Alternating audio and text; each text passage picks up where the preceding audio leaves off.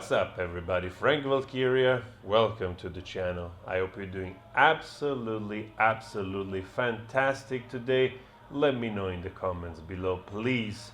Now let's dive into the video of today. Today is going to be a special video. I want to talk about 9/11 and pay tribute to this very bizarre, strange event that has changed the world in the last 21 years. So I just want to share some of my thoughts. We go through some of the pictures, and it's just a way, more than anything, to pay tribute to those that went, to those that lost family members, friends. And I remember exactly what I was, like probably everybody else on this planet. I remember exactly where I was, and we're going to talk about it in a second. To me, New York, it's one of the most interesting cities in the world. I have family in New York. Matter of fact, my young sister at the time, very young, she was in her early 20s. She was right there. She was right there working, and that morning she had to go work downtown. I forgot the name of this place, but she used to work in some of those lunch places, restaurants, where you do like double shifts. Basically, you work all day long to make a living. It was hard. It was difficult. She was young. I was right here in Italy, where I am right now, which is my hometown. Even though then I already lived in the Netherlands, but I was here on holiday, and that day I was on the beach, the usual beach where I go to, and I was with my best friend Dario, which is actually still my best friend now. We hang out every day right now as well, because friends, it's a very important thing. But anyway, for me, New York, it's always been one of the greatest cities in the world. I still love it. To me, this image always represented New York. You know, the Statue of Liberties and the Twin Tower. Like, was always this feature that, you know, through movies, you fantasize about it. I actually was lucky enough to have seen them from far. When I arrived in New York in '99 for the first time on my way to San Francisco, I remember peeking at them. I was so thrilled that I was in New York that I called another best friend of mine, Enzo, just to tell him, just wanted to share that I was there. You know, I was like 22 or so. So for me, this is New York. And when the picture changed from this to this, I was in utter shock. I was on the beach. I remember Dario was windsurfing. We both trying to learn how to windsurf down here in Arano, which was quite difficult because there wasn't so much wind.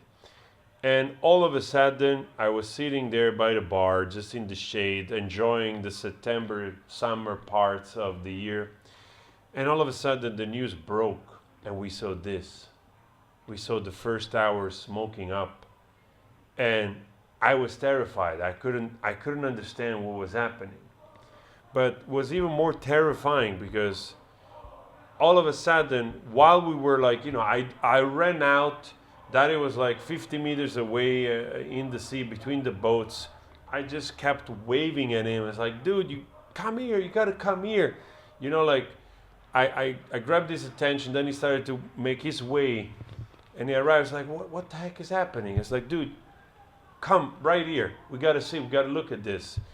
And not much after, I remember the second tower was hit, and we were just in absolute shock.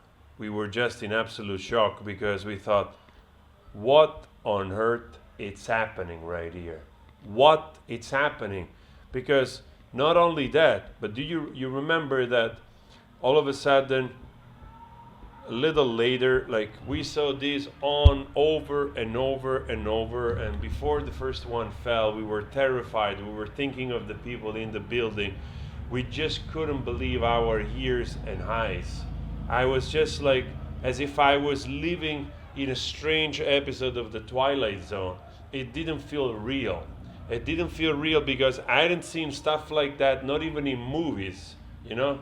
It just felt like this is the end of the war. They hit New York. You know, it's like, you know, that even the Nazis tried in the Second World War and they didn't manage, luckily, because unfortunately they managed to do a lot more damage everywhere else in Europe.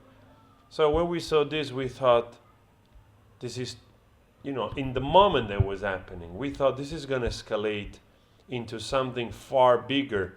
I remember hearing that plane that crashed outside, you know, that for whatever also reason, there wasn't much debris left, but there was this stripe in the ground. And I get to that on the conspiracy stuff in a second. But the moment that had happened, that we heard, boom, first tower, then boom, second tower, then boom, this plane. It's like another plane went down outside. I don't remember exactly where it was, derouted somewhere else, and it crashed, and we were like, oh my God. And then boom, the Pentagon was hit. And we were like, that's it. It, you know, was so surreal because Nerano was calm, beautiful like today, beautiful, clean blue sky, fresh air, was still warm. It looked just idyllic, just on the sea, just enjoying that beautiful landscape. And at the same time, this was happening, one after another. We were constantly, all the people in the bar, watching through this small screen up there, like in the little bar, in the little cafe. We thought, this is the end of the world.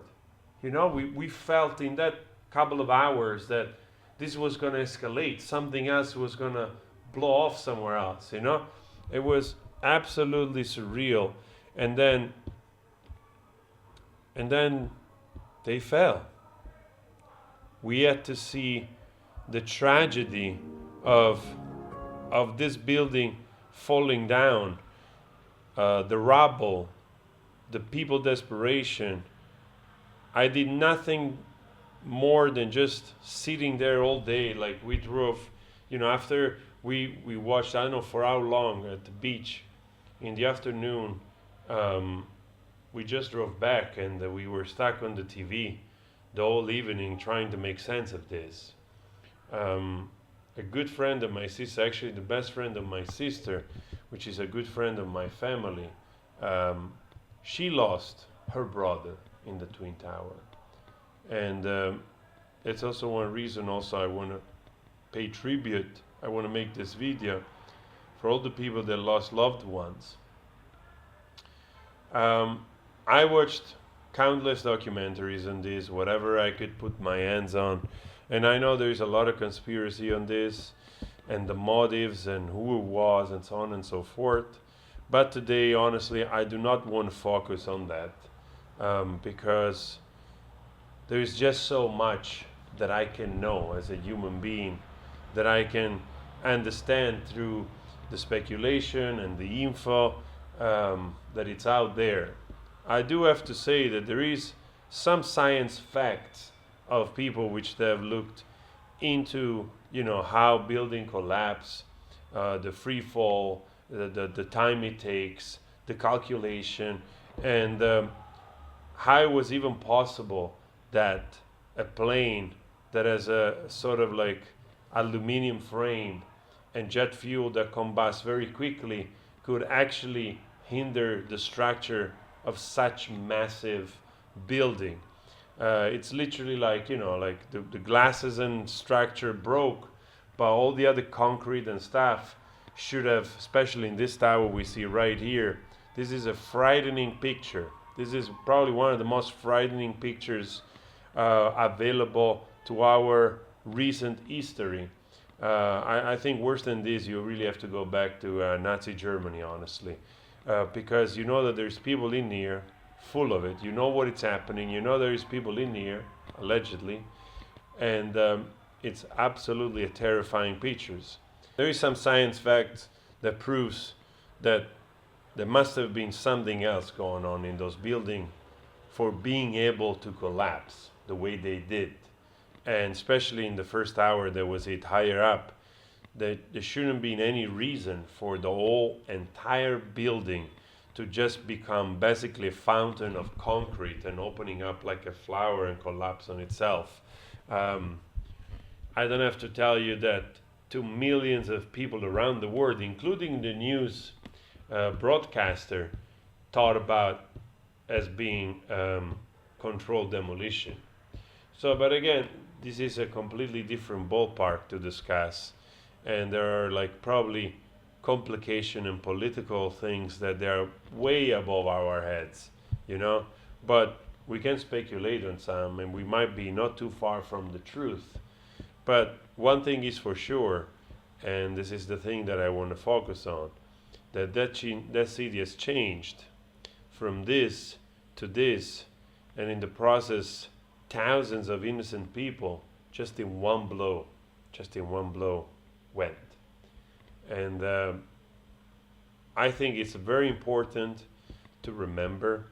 I don't think that this is worse than of other incidents. You know, our history is full of incredibly heinous crimes against humanity from many, many countries, crimes of wars and all of that. So that's just a fact.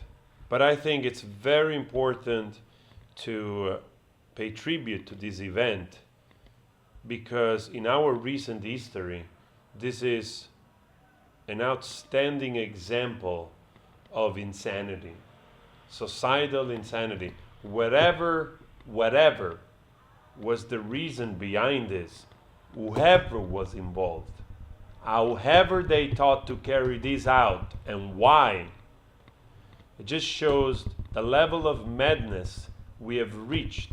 Doesn't matter if you believe there was like an Al-Qaeda thing carried out by Muslim extremists, or was, you know, like other government involved, or even the US involved for whatever reason to, you know, try to invade other country, Iraq namely, and so on and so forth.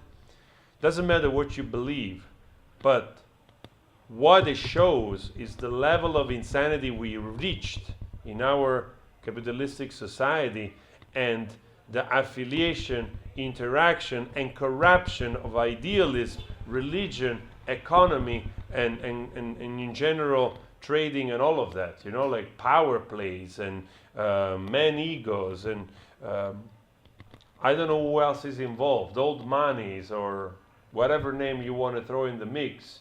But it does show the insanity peak, you know, that you target a civilian building like this with people which have kids, families, wives, husbands, you know, fathers, mothers, cousins, friends, you know, you target it in one blow and you kill thousands. It's an event that needs to be remembered. Needs to be remembered because, if anything, has to be a reminder of how society can start to go sideways, you know, again and again.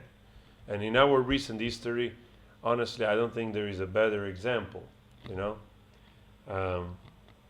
Of course, you know, we can talk about Rwanda, and we can talk, like I said, about many things. But again, it's not even about the number of people.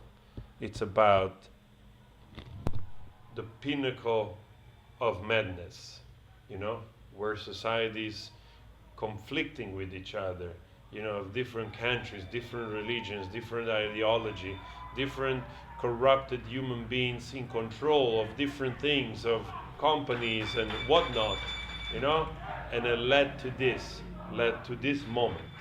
And because it's documented like this in an extraordinary fashion, it becomes even more dramatic, because you can see the moment, you can feel the pain still every time you look at a picture like this, because you know that there are innocent human beings in there, which they're not with us anymore. So that day changed me as well. Obviously, I was incredibly preoccupied with my sister, but luckily we managed to get in contact pretty early on. And she was supposed to go downtown in the middle of the mess there in the rubble. But that day, for whatever reason, she was called off, or she didn't go. And yeah, I think she was lucky as well. You know, so many people weren't that lucky.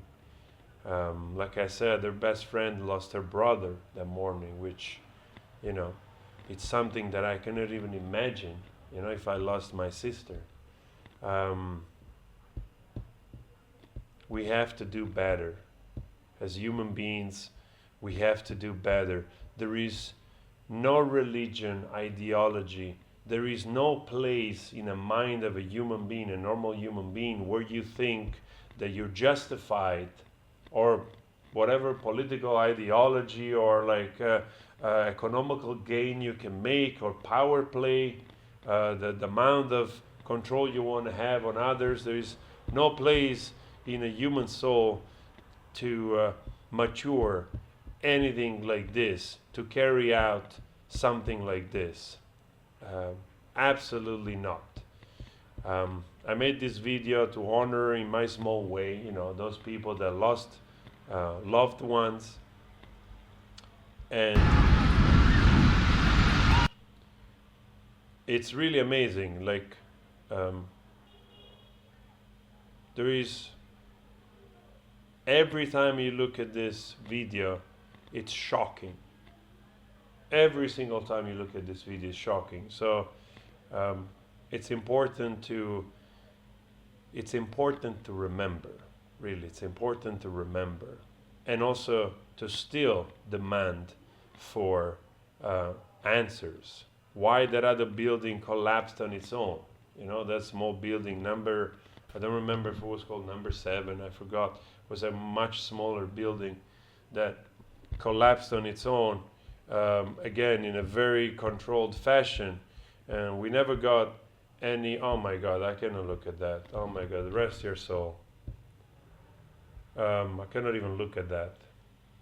So we still need a lot of answers for this, and also to all those brave people which literally sacrifice themselves to try to do their best to save as many people as possible. You know, firefighters of New York, or anybody that was involved, they deserve love and respect endlessly, because the selflessness they displayed is just something of being holy, if you ask me.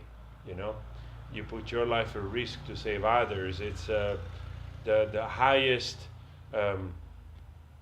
highest act of selflessness you can do, you know, of kindness you can bestow on somebody else. So, guys, the video got a little slower towards the end here. I just want to pay tribute.